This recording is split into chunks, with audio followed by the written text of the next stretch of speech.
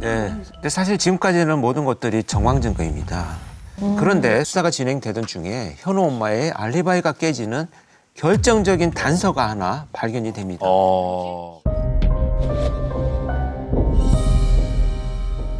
뭐지? 지금까지도 진짜 충분히 수상했는데. 빨리 걸려야 돼요. 그게. 결정적인 게 결정적인 있어야죠. 단서. 걸려야 돼요. 실종 신고를 하던 날 이 엄마의 진술에 의하면 오후 4시가 지나도 들어오지 않는 이 아들을 찾기 위해서 동네를 헤매고 돌아다녔다고 진술을 했는데요. 새엄마의 휴대전화 통신 기록은 다른 이야기를 하고 있었습니다. 이날 이 새엄마의 휴대전화 기지국 위치가 이 집과 약 25km가 떨어진 경주로 잡혀 있었습니다. 뭔가 그냥 막 소름 돋는 게 예상돼요.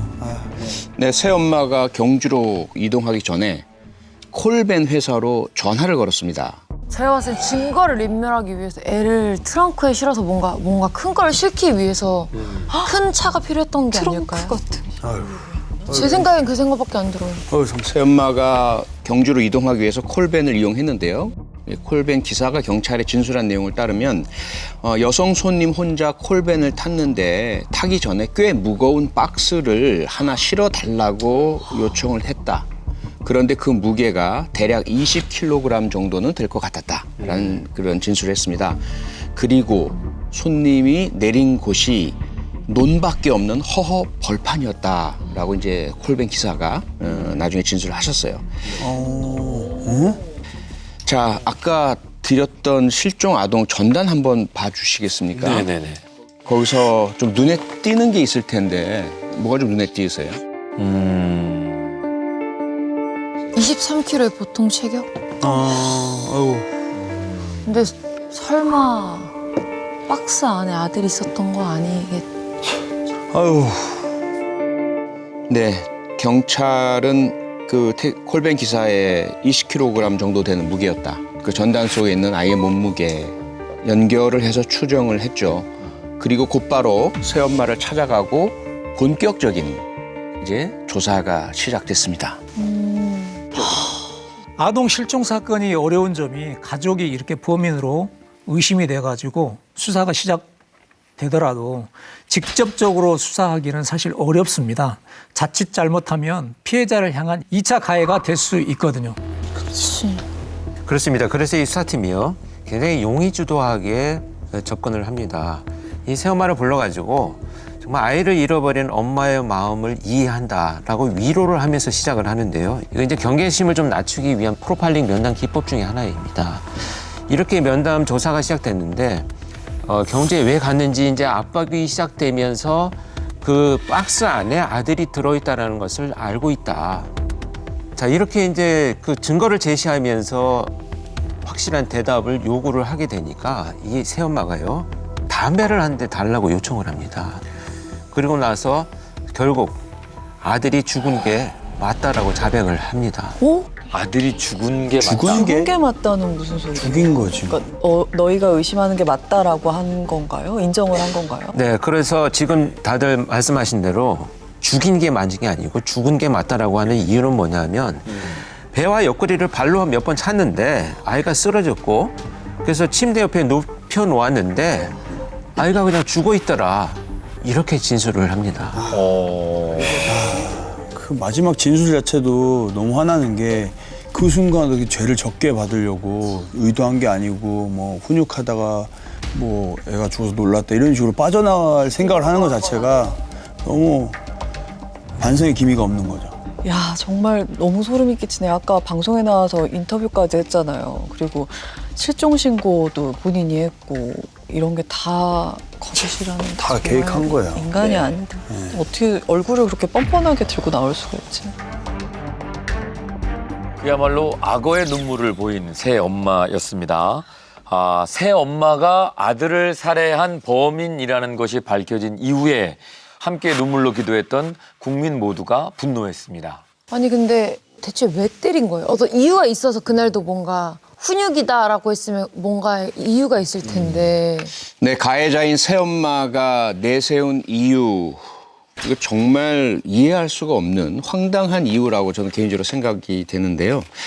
뭐였냐면 재혼한 이후에 함께 살기 시작하면서 현우가 우선은 밥을 너무 늦게 먹었다. 아, 애는 늦게 먹지. 또 하나는 새엄마인 자신의 눈치를 너무 많이 봤다. 이것이 폭행의 이유였고요. 그런 말도 안 되는 이유로 플라스틱 빗자루로 7살 아이의 얼굴, 목, 몸, 전신을 마구 때렸다고 본인 스스로가 진술했습니다.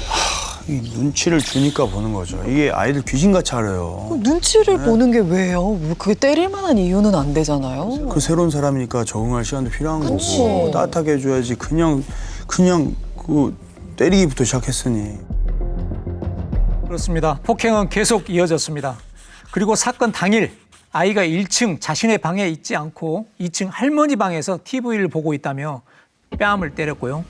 1층에 데리고 온 아이가 밥을 먹지 않고 토한다는 이유로 얼굴과 등, 배와 옆구리를 수차례 폭행했습니다. 아니, 아빠는 몰랐나? 그러니까 아빠랑 뭐 어떻게 된 거예요? 아니, 밥이 넘어가겠냐고요, 그 상황에서, 그런 상황에서. 그렇게 폭행당한 아이가요, 의식을 결국 잃게 되었고요. 하지만 이 새엄마는 아이를 병원에 데려간 것이 아니고요, 침대에 그대로 방치를 해두었습니다. 그래서 다음 날 오전 8시경 아이를 발견하고요, 사망했다는 것을 알게 됩니다. 아, 진짜. 아니 근데 이게 아빠랑 할머니 뭐 하신 거지? 왜 집에 안 계셨어요? 당시 아이의 아빠는 명절 전이라 방학 간 일로 집에 없었던 상황이었고요. 조부모님 역시 일 때문에 집을 비운 상황이었습니다. 예. 아니, 그래도 인간이면 학대를 했더라도 뭐 어떤 조치라도 취했어야 되는데 이거는 그냥 어떻게 보면 그냥 죽어도 된다, 죽으라고 냅둔 것 같은데요. 그냥 방치를 한 것 같은데. 새엄마가 이 현우의 그 몸 상태가 이상하다라는 걸 감지한 이후에 어떤 조치를 취하긴 했습니다. 그런데 그 취한 조치가 뭐였냐면요. 자기 남동생을 집으로 불렀던 겁니다. 집으로 불러서 남동생에게 현우의 시신을 좀 처리해달라 라는 그런 부탁을 한 것이었고요. 남동생은 그 부탁을 거절했습니다. 당연하지. 같이 범죄자가 될 뻔했네요. 그래서 결국 혼자서 아이의 시신을 처리해야겠다라고 이제 마음먹은 새엄마, 아이의 시신을 종이 박스에 담았고요. 아까 말씀드린 것처럼 콜벤을 이제 불렀습니다. 그리고 경주로 향했던 건데요. 경주에 도착한 이후에 인근 주유소에서 석유 1.3리터를 구매하기까지 합니다. 그리고 나서 드럼통에 그 현우의 시신이 들어있는 박스를 이제 통째로 던져 놓고요. 그 안에 휘발유를 붓고 불을 질렀습니다. 인간이 아닌 것 같아요. 이건. 실종 신고 6일 만에 7살 현우가 싸늘한 시신으로 돌아왔습니다. 새엄마는 아들을 잃어버린 엄마에서 이제 아들을 살해한 가해자가 됐습니다.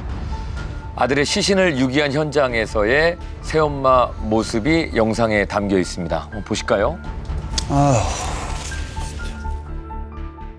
설 연휴에 울산에서 실종됐던 는 실종 신고를 했던 계모에게 살해당한 것으로 드러났습니다. 건강하게 있다가 엄마 아빠 부모로 빨리 돌아와.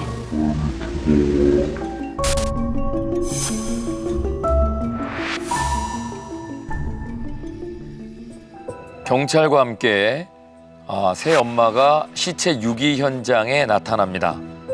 새엄마의 진술에 따라서 유기 현장이 특정이 됐고요. 아이를 유기했다고 진술한 드럼통이 보입니다. 저 그냥 놔둔 거예요. 그리고 그 안에 불에 탄 현우의 시신이 있었습니다.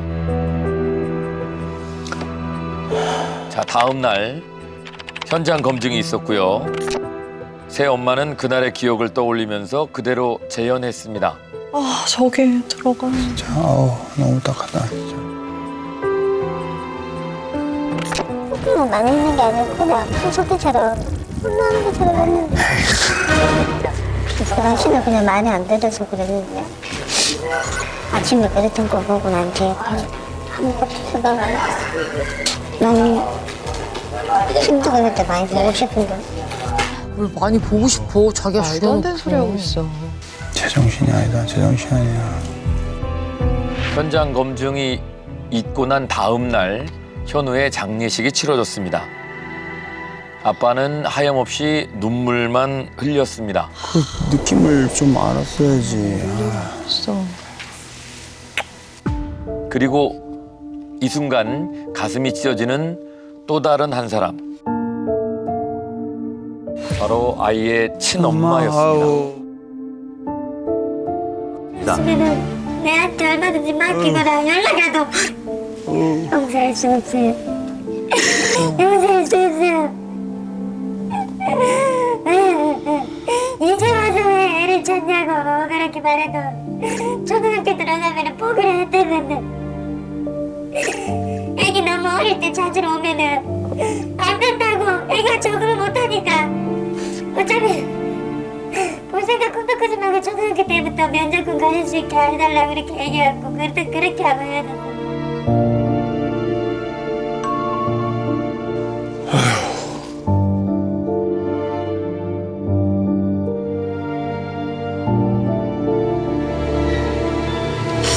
간직하시는 분도밖에 없어요. 아유.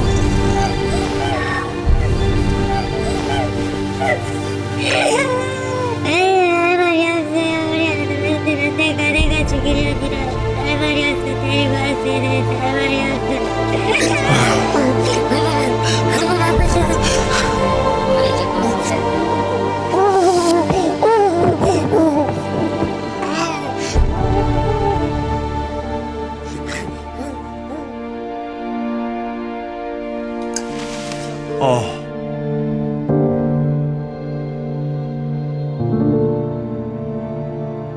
네, 7살 현우는 드럼통에서 발견이 됐고요.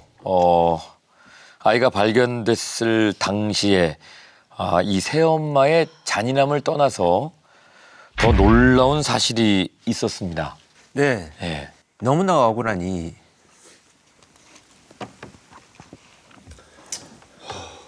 이 현우는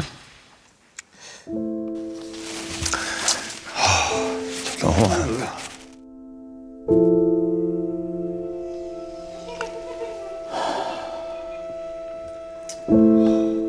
이 현우는 다 타지 않은 상태로 발견됐습니다. 아,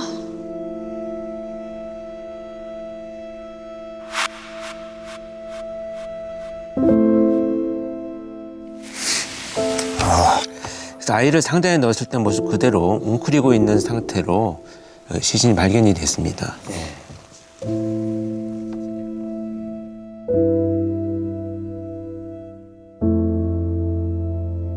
아니 그냥 다 타든 말든 그냥 끝까지 그냥 방치를 한 거잖아요. 그냥 뭐 그냥 저렇게 뭐 덮을 생각도 안 하고 그냥 저 상태로.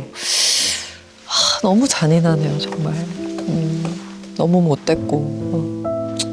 네, 어쨌든 이 사건에 있어서는요, 아이의 시신이 이렇게 다 타지 않은 상태로 발견이 됐기 때문에 부검을 해서 사건의 실체를 밝힐 수가 있었습니다. 그래서 당시 현장에 있던 형사는요, 아이가 정말 우리한테 할 말이 꼭 남아 있었던 것 같다, 이런 이야기까지 했다고 합니다. 네. 아이 너무 불쌍해요. 진짜 너무 불쌍합니다. 부검 결과 아이의 행경막, 위장, 간 등이 파열돼서 흉복부 손상으로 사망했다는 것이 밝혀졌습니다. 얼마나 심각한 상태였냐면 차가 가만히 서 있는 사람을 그대로 들이받았을 때의 충격을 아이가 받은 거나 마찬가지인 그런 상황이었다고 합니다. 아니 어떻게 때렸길래 그게 한두 번으로는 그렇게 될 수가 있나요? 성인 여자가 아까 체구도 커 보이진 않았는데. 그러니까 이런 경우에 그냥 바닥에 누워있는 아이를 위에서 뛰어내린 거예요. 이 아이가 신체가 작으니까 장기가 다 손상이 되는 이런 일들이 일어나는 거죠. 엄마 인터뷰가 뭐 평소에 혼내던 것처럼 했다 이 말 자체가 그럼 평소에 얼마나 많이 매일같이 학대를 한 건지 너무 화가 나요. 그 인터뷰가. 그렇죠.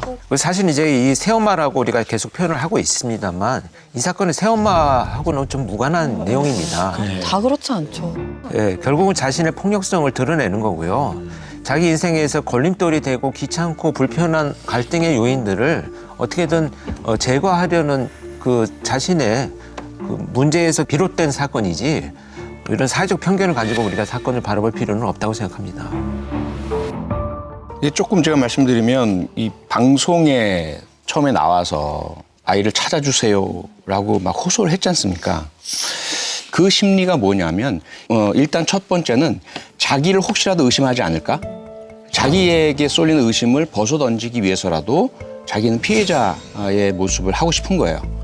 이런 아동 실종 사건뿐만 아니라 다른 사건들에서도 범인이 자기가 112 신고를 하는 경우들이 있어요. 자기는 그러면 신고자의 또 피해자의 목격자의 지위와 신분을 얻게 되거든요. 그런 심리가 하나가 있고요. 또 하나는 스스로도 아이를 때려서 살해한 파렴치한 범죄자잖아요. 근데 그걸 자기가 인정하고 싶지 않은 거죠. 그래서 내면으로는 이건 뭔가 잘못된 사고야. 나는 훈육을 했을 뿐인데 다른 이유로 사망을 하게 된 거야. 그러니까 나는 그런 잘못을 내가 진 사람이 아니야라고 자기 스스로에게 내면의 그런 양심을 억누르기 위해서라도 이렇게 자기가 피해자인 것처럼 방송에 나와서 막 호소하는 모습을 보이려고 하고 이런 크게 보면 두 가지 심리가 깔려 있는 것으로 볼 수 있어요.